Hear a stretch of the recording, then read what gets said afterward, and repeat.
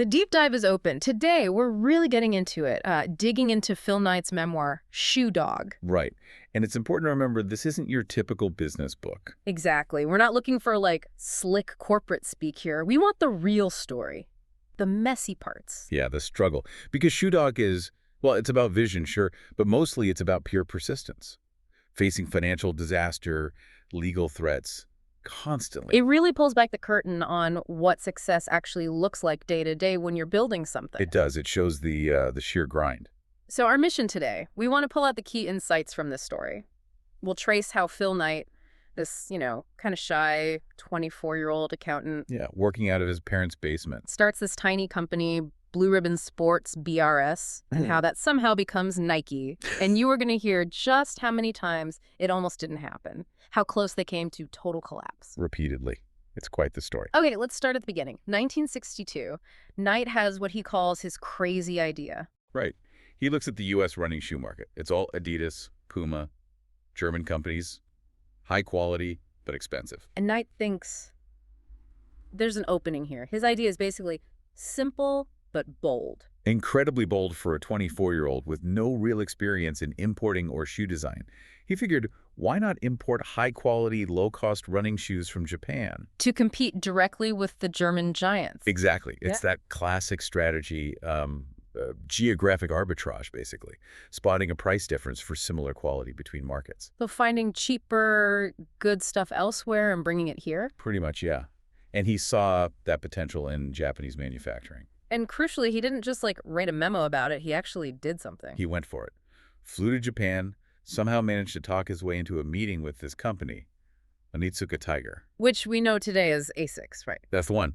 And he convinces them to give him the distribution rights for the U.S. Yeah. Just like that handshake deal that was the seed for Blue Ribbon Sports. And BRS, the company itself, was founded with his old track coach from Oregon, Bill Bowerman.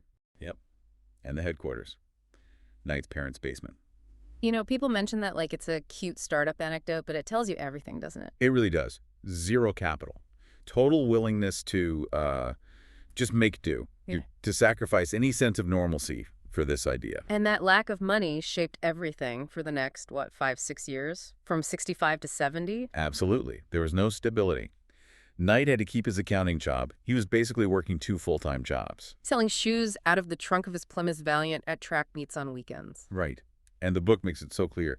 The constant grinding cash shortages, they were always behind. Growth was painfully slow. Plus issues with the supplier, right? Onitsuka wasn't always reliable. Not at all. Constant delays, order mix-ups, and they were often borrowing heavily, right down to the wire, just to pay Onitsuka for the shoes they needed to fill the orders they already had. It sounds completely exhausting. It does. And this is where the early company culture kind of forged itself. They couldn't hire polished MBAs. No budget for that. Right. So they hired people who were passionate, loyal, people who believed in running. Knight talks about them working like family. It was commitment, shared belief. That was their capital. And one of those key people was Coach Bowerman. He wasn't just a name on the letterhead. Oh, not at all. Bowerman was obsessed. He was constantly tinkering, trying to make better shoes for his runners. Ripping shoes apart, trying new material. Yeah, he was hands-on, which led, famously, to the waffle sole. It's still amazing. Pouring rubber into his wife's waffle iron. Yeah. Destroying the waffle iron in the process, apparently. Yeah. But it worked. That pattern, those little nubs. It gave incredible traction and cushioning, but it was light. Total game changer for running shoes. A messy, accidental, brilliant innovation. It really put them on the map in terms of product.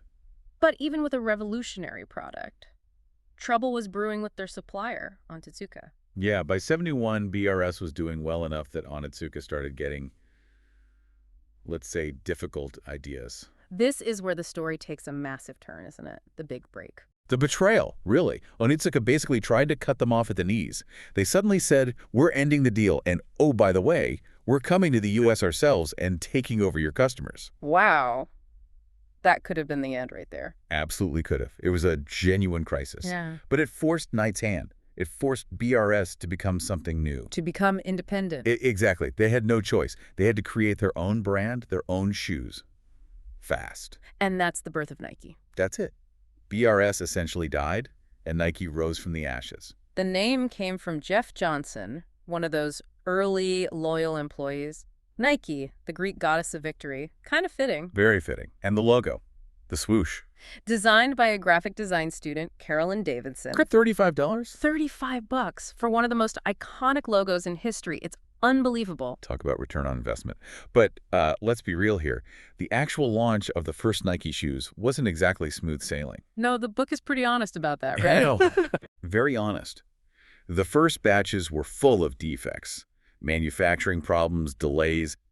It was messy. It wasn't like flipping a switch. It was a scramble. A total scramble. But that culture they built, that commitment, it saw them through. They fixed the problems. They hustled. They slowly, painstakingly built trust with athletes. Okay, so they survived the split. They launched Nike. Now we get into the late 70s, 76 to 80. This is where things really take off, sales-wise. Sales exploded. Nike was becoming the brand. But that growth, it didn't mean smooth sailing financially.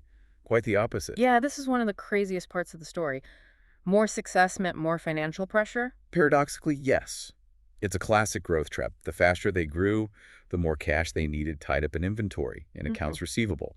Money retailers owed them. So tons of revenue coming in on paper, but they were actually cash poor. Constantly. They had serious liquidity problems. Knight describes running from bank to bank, basically begging for loans just to keep the lights on, just to fund the next order. And the banks weren't biting. The banks were terrified. They saw this explosive growth, this huge need for capital, and they thought Nike was about to implode. They didn't understand the business model. So fighting off bankruptcy while being one of the hottest companies around, insane. And then, as if that wasn't enough, the U.S. government steps in. Oh, right, the import duty nightmare. This sounds Kafkaesque. It really was. The government suddenly decided Nike owed millions in back tariffs based on some obscure customs rule. They slapped them with a bill for, what was it, $25 million? $25 million. That would have instantly bankrupted them. Easily. It was an existential threat, make no mistake. They had to fight it, tooth and nail, lengthy legal battles, negotiations. It almost broke them. How did they possibly survive all that? The bank troubles, the government? Well, a few things. Continued innovation, obviously. But also, their marketing genius started to emerge. This was the beginning of the big athlete endorsements. Yeah. Building the brand's desire. Making Nike cool, not just functional. Exactly. And that core culture, again, Nike calls it determination, experimentation, and competitiveness. They just refused to die. They willed themselves forward. And that sheer will, surviving all that chaos, eventually leads to the big moment, 1980. The IPO. Going public. Finally, access to stable capital. The crazy idea became a solid global reality. Okay, so that's the incredible journey. What's the takeaway here for someone listening, maybe trying to build their own thing? What's the real message? I think the biggest thing is it's not primarily about profit, it's about purpose. Meaning before money. Right. Yeah. Knight genuinely loved running. He wanted to make better shoes for runners. That was the driving force, the money, the success that followed the meaning, you know? Which leads to lesson 1, believe in your idea even if it seems crazy and just start. Don't wait for perfect conditions. Exactly. Knight didn't wait for VC funding or a 5-year plan. He started selling shoes from his car. Just begin. And lesson 2, persistence. It's almost cliche, but this story makes it visceral. Nice quote says it all. The cowards never started, and the weak died along the way. That leaves us. Success wasn't about avoiding failure. It was about outlasting it, pushing through relentlessly. It wasn't pretty. It was just not stopping. Pretty much. And practically, when you don't have resources, get creative. Knight used borrowed money, an old car. And he hired for passion, not pedigree. Yes. That's lesson 3, maybe? Team matters incredibly. Choose loyal, passionate people who believe in the mission. That gritty, imperfect early team was Nike's superpower long before the swoosh was famous. So the real value of Shoe Dog isn't just inspiration, it's honesty. I think so. It shows the pain, the doubt, the sheer unpredictability. It reminds you that even when things look successful on the outside, internally, it can feel like you're minutes from disaster. The financial experts thought Nike was doomed, even as it's taking over the market. It normalizes the struggle, in a way. It really does. And it boils down to that mantra Knight seems to live by.